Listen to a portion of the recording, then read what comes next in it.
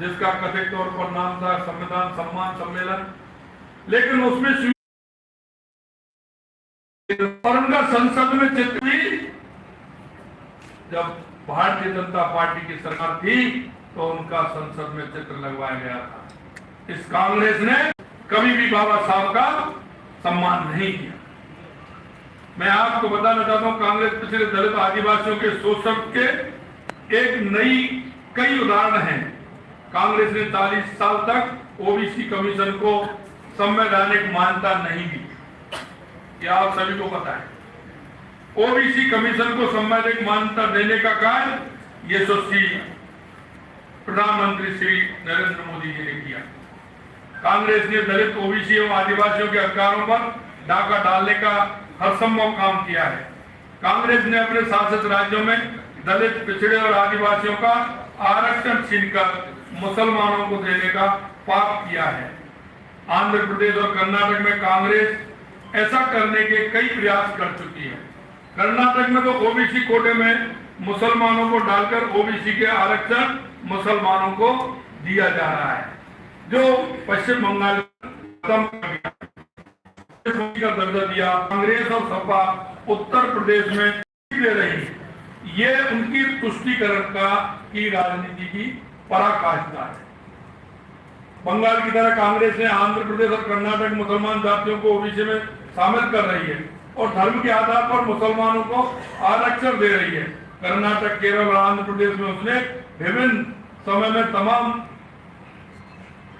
मुसलमानों को ओबीसी में डालकर उनको आरक्षण दिया है। आंध्र प्रदेश में भी 4 बार इसका प्रयास किया गया है। कर्नाटक में ओबीसी के अंदर कैटेगरी 2 भी बनाकर सभी मुस्लिम जातियों को आरक्षण दिया गया है। ये क्योंकि हमारा संविधान धर्म के आधार पर, जैसा मैंने कहा, कभी आरक्षण नहीं देता है। बाबा साहब को तो कांग्रेस किया, बाबा साहब को चुनाव में जीत से रोकने के लिए कांग्रेस ने बार बार रोड़े अटकाए। बाबा साहब को टिकट नहीं दिया गया। बाबा साहब को भारत रत्न मिला जब भी भाजपा के शासन में मिला। कांग्रेस ने संसद में बाबा का तैलचित्र भी नहीं लगाया, जैसा कि मैंने आपको बताया।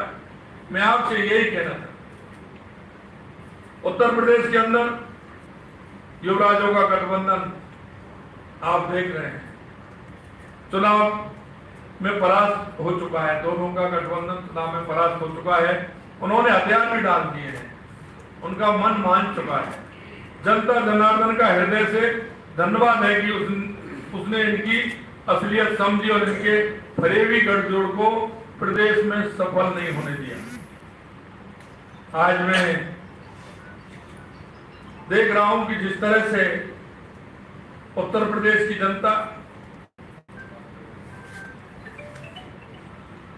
मोदी जी और योगी जी के काम पर मोहर लगाने का काम कर रही है। मित्रों, मैं आपसे इतना ही कहना चाहता हूं कि इस देश के अंदर 2014 के बाद देश के यशस्वी प्रधानमंत्री नरेंद्र मोदी जी ने जिस तरह से बदलाव किया है, चाहे हमारे गरीब कल्याण की योजनाएं हो, चाहे हमारे विकास की योजनाएं हो,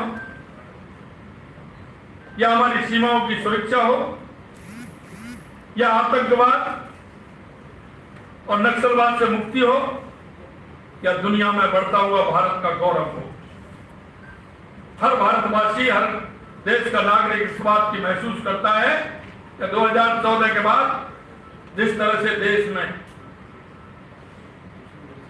परिवर्तन हुआ है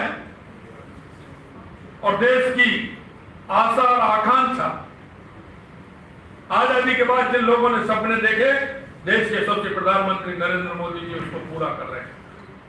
मैं आपसे यही कहना चाहता हूं, आने वाले चुनाव में 4 जून को 400 पार का जो नारा है हमारा, निश्चित रूप से स्वागत होगा और देश के तीसरी बार माननीय नरेंद्र मोदी जी प्रधानमंत्री बनेंगे। क्योंकि जिस तरह से ईडी गठबंधन ने, कि आपने देखा परिवारवाद है, राहुल जी, बहना